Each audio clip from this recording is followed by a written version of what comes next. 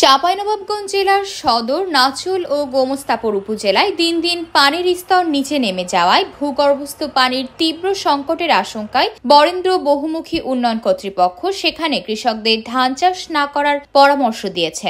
এতে কৃষকদের মাঝে অনিশ্চয়তা দেখা দিয়েছে।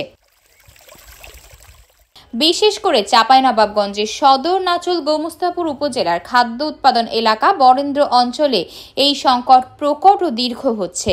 সূত্র মতে এই কারণে ওইসব এলাকায় আগামীতে ইরি ধান চাষে নিরুৎসাহ দিচ্ছে বিএমডিএ। এতে আগামীতে খাদ্য উৎপাদনের চরম অনিশ্চয়তার শঙ্কা করা হচ্ছে।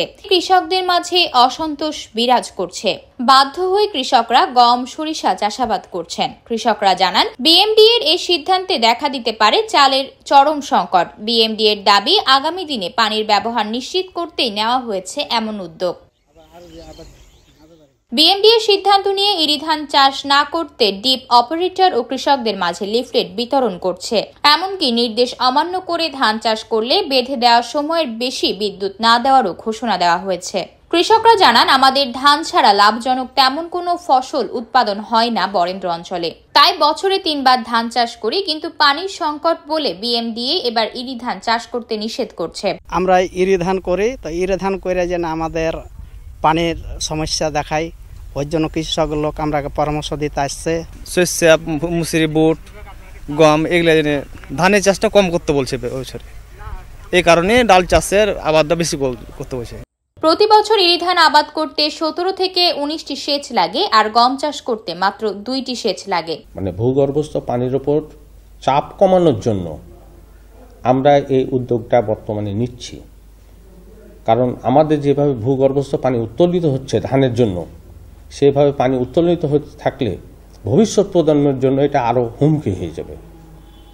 এই জন্য যেই ফসলটাই পানি কম লাগবে, যেমন ধরেন যে আপনার গম, সরিষা, ভুট্টা বা আলু বা অন্যান্য ডাল জাতীয় শস্য, এগুলোতে আবাদ করলে হবে কি, আমার ভূগর্ভস্থ পানির উপর চাপটাও কম থাকবে, আবার আমার ফুল কমান্ড এরিয়া চাষাবাদ হবে, যেখানে আমার ধানের পরিবর্তে অন্য শস্য উৎপাদন হবে।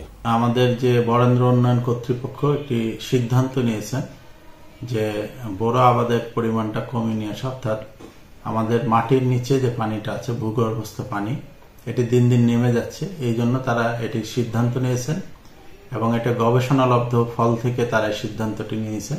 এটি খুব একটি ভালো সিদ্ধান্ত এবং আমরা এটা সাধুবাদ জানাই।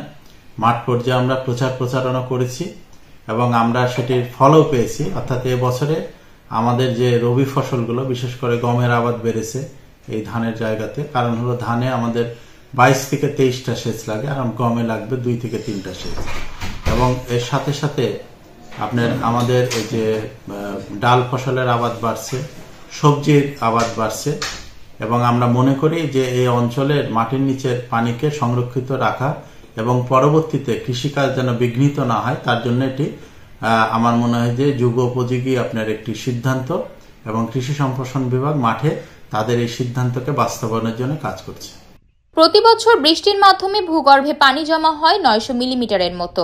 অন্যদিকে এ জেলায় ফসল চাষে পানি লাগে 1300 মিলিমিটার। ফলে প্রতি বছর 400 মিলিমিটার পানির ঘাটতি থাকে। এতে প্রতিনিয়ত বরেন্দ্র অঞ্চলের মাটির নিচে পানির তীব্র সংকট দেখা দিচ্ছে।